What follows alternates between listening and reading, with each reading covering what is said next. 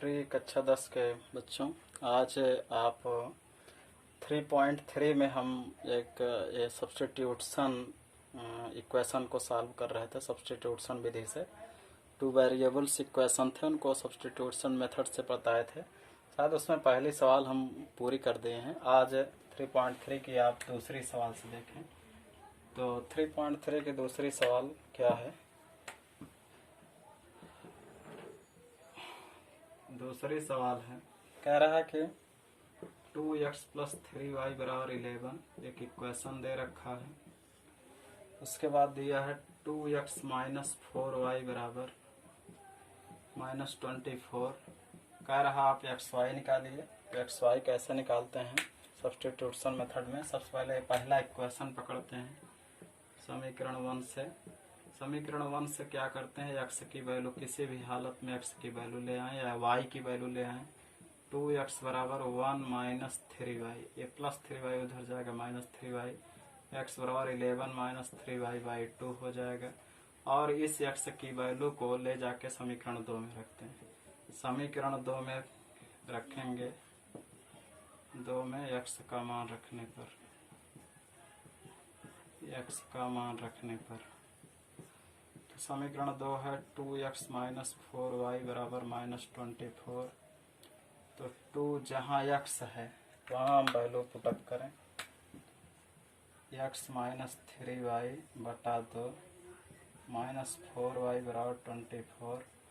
Next देखें, 2 ग्रह में 22, 2 तिहाई 6 और ये 2 काटना चाहे तो यहाँ से 2 से 2 काट देते तो एक हमें और सरल होता है 11 - 3y और -4y = 24 बच्चे। फिर 11 - 4 3 ऋण 7y = 24, ऋण 7y = 24 प्लस 11 उधर जाएगा -11, -7y = 4 में से गए 3, 2 में से y = आ गया 13/-7। एक बार फिर से चेक कर लेते हैं, y की वैल्यू अपान में आई है। 2x + 3y = 11, 2x - 4y = -24। यही सवाल था समीकरण 1 से। 2x + 3y = 11, 2x = 11 + 3y - 3y, 11 - 3y/2 होगा ये।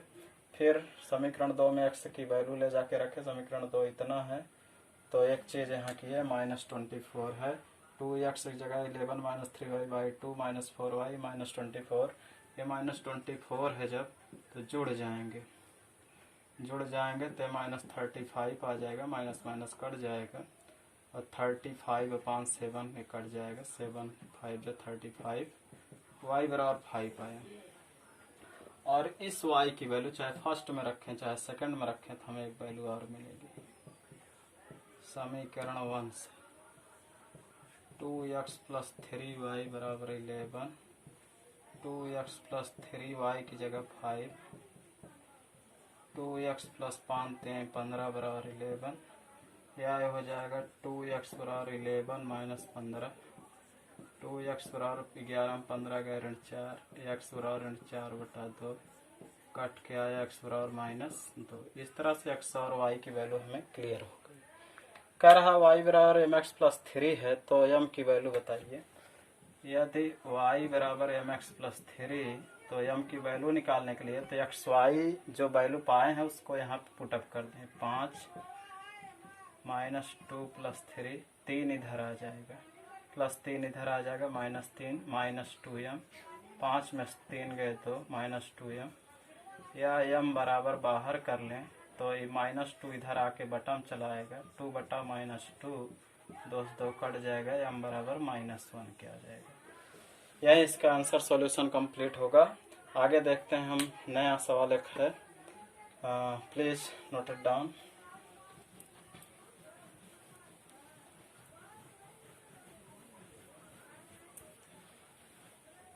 थर्ड सवाल देखें बच्चे। थर्ड सवाल क्या है, तीसरी सवाल से है। तीसरी सवाल में फर्स्ट है, भारतीय प्रश्न अब आ गए हैं। सवाल में क्या कहा, दो संख्याओं का अंतर 26 है, उसमें से एक संख्या दूसरी संख्या के 3 गुनी है, तो दोनों संख्याएं बताइए। तो सबसे पहले संख्याओं का अंतर माने घटाना, योगफल माने जोड़, इस तरह से हम इनको तैयार रखे रहें। तो दो संख्याएं हैं, पहले मान लें एक बड़ी संख्या एक छोटी संख्या, माना दो संख्याएं होंगी, एक बड़ी है एक छोटी है। माना बड़ी संख्या बराबर x मान लें और छोटी संख्या मान लें y, छोटी संख्या y। प्रश्नानुसार क्या कह रहा है, संख्याओं का अंतर दिया। सवाल को 2 बार 3 बार पढ़ा करें, यानी केवल उसमें क्या लिखा है वही समझें। संख्याओं का अंतर 26 है, तो संख्याएं बड़ी में छोटी घटेगी तभी 26 आया रहा होगा। तो x माइनस वाई बराबर 26, this is equation number first.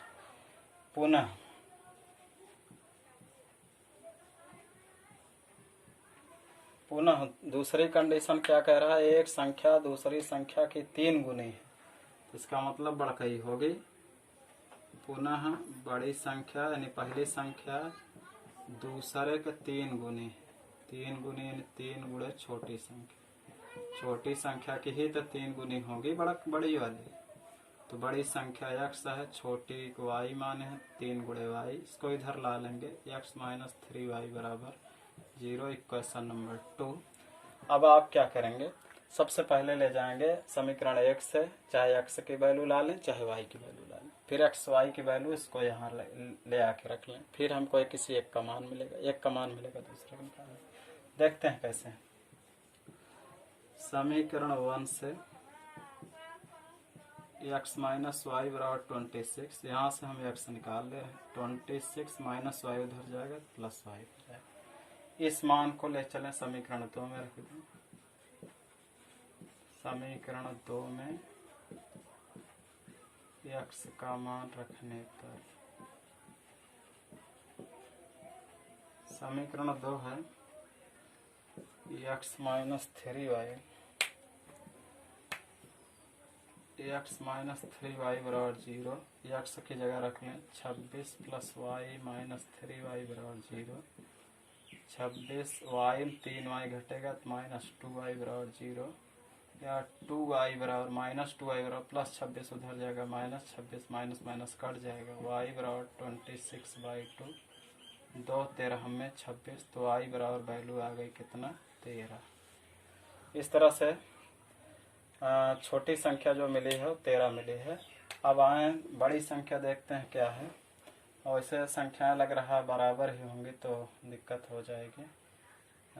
नहीं ठीक है, सही। फिर उसके बाद समीकरण 2 में चाहे 1 में रख दें, y की वैल्यू समीकरण 1 में रखते हैं। समीकरण 1 में y के मान, 1 में y का मान रखने पर y हमारे पास x माइनस वाई बराबर 26 है, तो x माइनस वाई की जगह 13 बराबर 26, x माइनस x माइनस 13 है बराबर 26, तो x बराबर हो जाएगा 26 प्लस 13, x बराबर 26 13 कितना 39। इस तरह से पहली संख्या 39, दूसरी संख्या 13, और देख रहे हैं कि ये तिगुनी है, बड़ी वाली संख्या 3 गुनी है, और इनको अगर घटा देंगे तो 26 भी मिल जाएगा। इस तरह से बच्चे आपकी ये दूसरी की पहली सवाल कंप्लीट होती है, तीसरी की पहली सवाल कंप्लीट होती है। और इसके बाद अब आप देखेंगे नेक्स्ट एक और क्वेश्चन।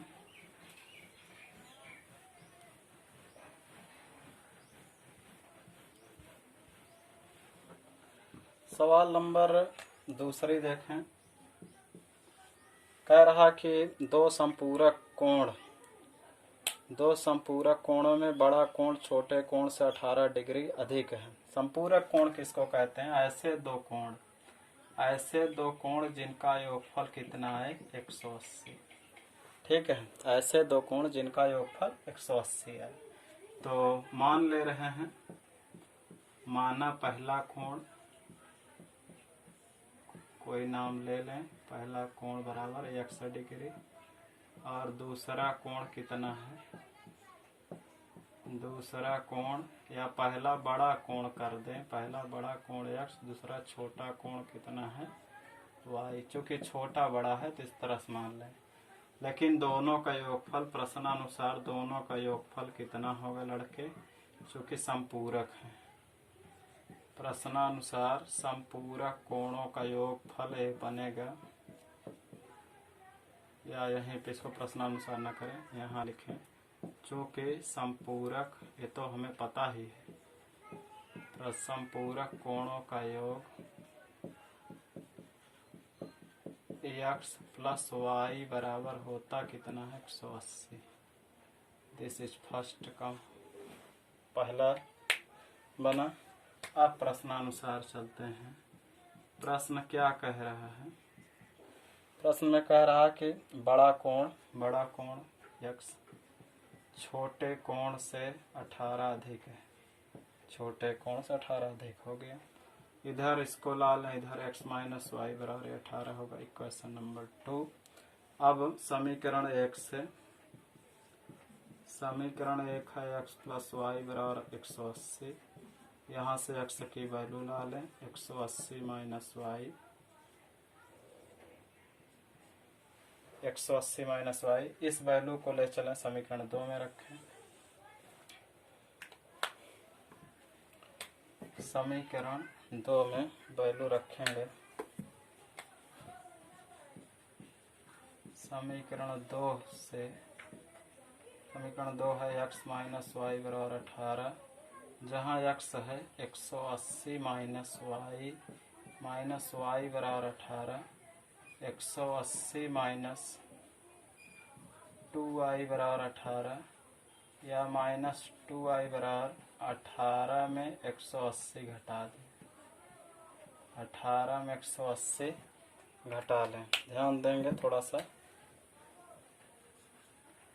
तो माइनस 2y बराबर 18 में 180 घटेगा, 10 में 60 गए 2, और यहाँ बचेगा 10, 7 में से गए 162, माइनस 162, तो माइनस माइनस कट जाएगा, 162 अपान 2, 2 8 16, 2 1 कम 2, इस तरह से पहला कोण है 81 है। और दूसरा कोण आप स्वयं निकालेंगे, x यहाँ रख देंगे, y की वैल्यू, x की वैल्यू आएगी, आप उसको कमेंट बॉक्स में लिखेंगे कितना एंगल दूसरा बनेगा। इस तरह से हम 2 सवालें कंप्लीट कर लिए। आगे हम चलते हैं सवाल नंबर 3 में, हिंट से देंगे उसको। अब 2-3 सवालें बहुत हो गई तरीके, अब खुद स्वयं कुछ सवालें लगाएं, हम हिंट्स दे रहे हैं। सवाल नंबर 3 में देखो, कह रहा है कि किसी क्रिकेट के कोच ने, यानी किसी क्रिकेट मैच के कोच ने 7 बल्ले और 6 गेंद 3800 रुपये में खरीदा, और फिर उसने 3 बल्ले और 5 गेंद 1750 रुपये में खरीदा। तो एक बल्ला और एक गेंद का दाम बताइए। तो पहले मान ले एक बल्ला का दाम, माना कोच ने एक बल्ला खरीदा होगा कितने रुपए का, एक बल्ले का दाम बराबर 100 रुपये, और एक गेंद का दाम इसी तरह ले लें, कोई 2 चर मानना है ही हमको, एक गेंद का दाम y रुपये। प्रश्नानुसार अगर एक बल्ला का दाम 100 रुपये है तो 5-7 बल्ला का दाम 7x, और 6 गेंद का दाम 6y, और दोनों जोड़ेंगे तो कितना है 3800 रुपये। ये पहला इक्वेशन बन गया। इसी प्रकार पुनः जो है दूसरी शर्तानुसार क्या है, कह रहा 3 बल्ला अर्थात 3x, 5 बल्ला 5 गेंद 5y, 1750 रुपये में खरीदा। तो इस तरह से 2 इक्वेशन मिले। आप इसको क्या करेंगे, समीकरण 1 से x की वैल्यू निकालेंगे और उस x की वैल्यू को समीकरण 2 में रखेंगे, जिससे y की वैल्यू हमें कन्फर्म होगी, और y की वैल्यू हम फर्स्ट इक्वेशन में रख देंगे जब, तो हमें x का मान भी निकल आएगा। इस तरह से x y आपकी एक वैल्यू हो जाएगी। तो देखते हैं नेक्स्ट सवाल के लिए। 3 सवालें आज हैं, इनको आप लगाएं, और चौथी सवाल एक बेहतरीन सवाल है जिसको हम बता रहे हैं।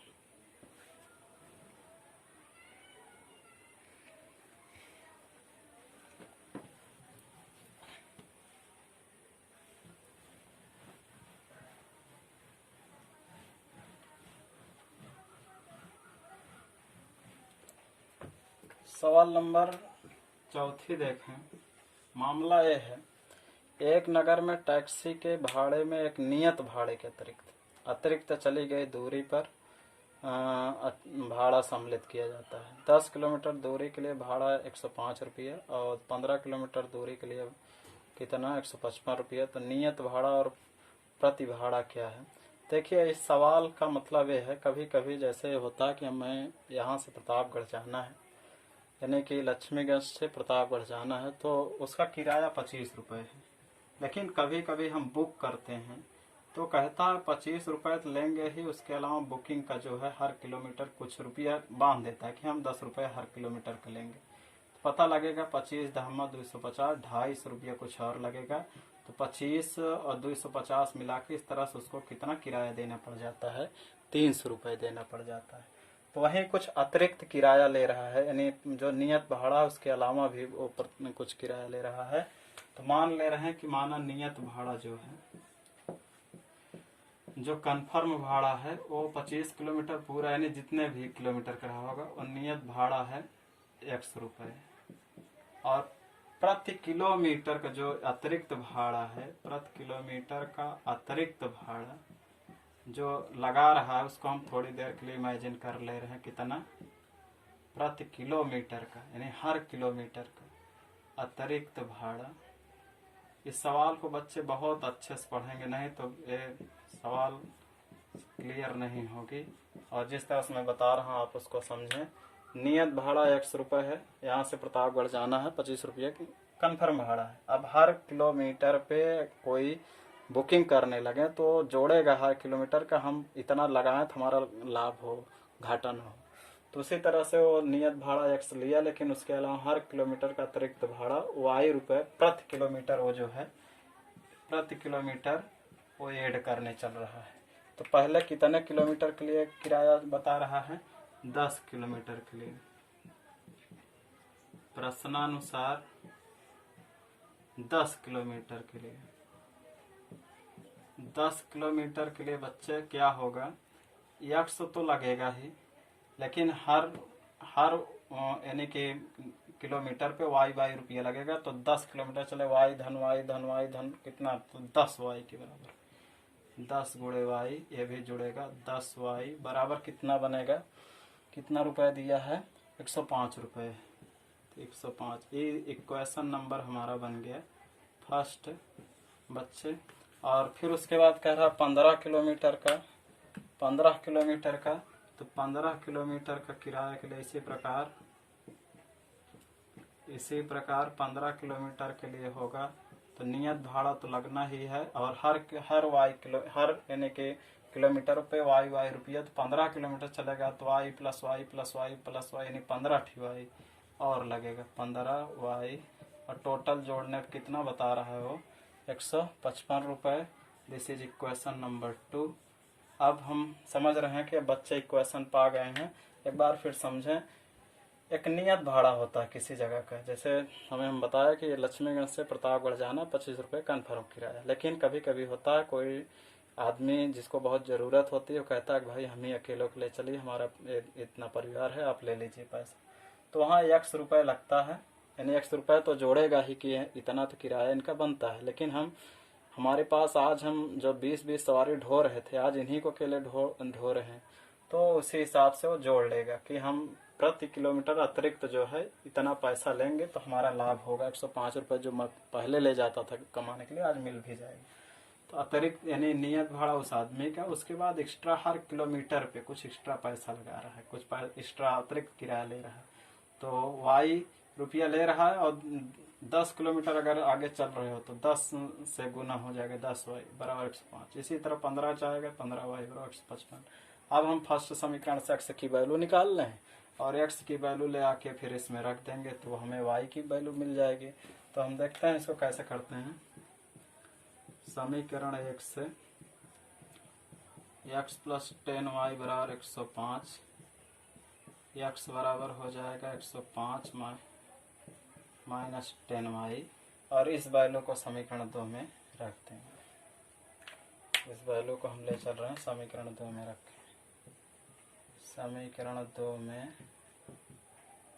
समीकरण 2 से, तो x प्लस 15 वाई बराबर है 155। तो x की जगह रख लें 105 माइनस 10 वाई बराबर प्लस 15 वाई बराबर 155। 105 माइनस 10 प्लस 15 कितना हो जाएगा, प्लस 5 वाई बराबर 155। 5 वाई बाहर करेंगे, 5 वाई बाहर, तो 155 माइनस 105, 5 वाई बराबर 155, 5 में 5 के 0, 5, 50 आया। वाई बराबर 50/5, 5 10 में 50। वाई की वैल्यू आ गई 10।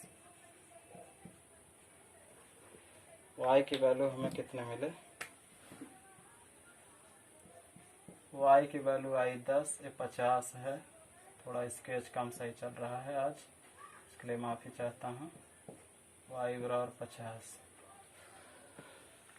तो इस तरह से वाई बराबर 10, वाई की वैल्यू अब ला के इसमें रख देंगे तो हमें एक्स की वैल्यू आ जाएगी।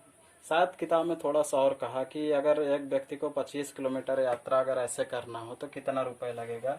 तो 25 किलोमीटर यात्रा के लिए खर्च बनेगा का खर्च, तो अतिरिक्त तो लगेगा ही, x प्लस 25y, 25 यानी अतिरिक्त भाड़ा में 25 गुना हो जाएगा। तो y की वैल्यू जो पाए हैं 10, और जो x की वैल्यू निकाल के लाइन में रख देंगे तो हमें x प्लस 25y में निकल आएगा उसका टोटल किराया। इस तरह से आज हम 4 ही सवाल इसमें बताएं, 4 सवालों और एक दूसरी सवाल, इतने सवालों को आप लगाएं। और 5वीं और 6वीं के लिए मैं नेक्स्ट वीडियो में आता हूं, फिर 3.4 का कॉन्सेप्ट और क्लियर करते हुए फिर चलते हैं अभ्यास। Please note it down.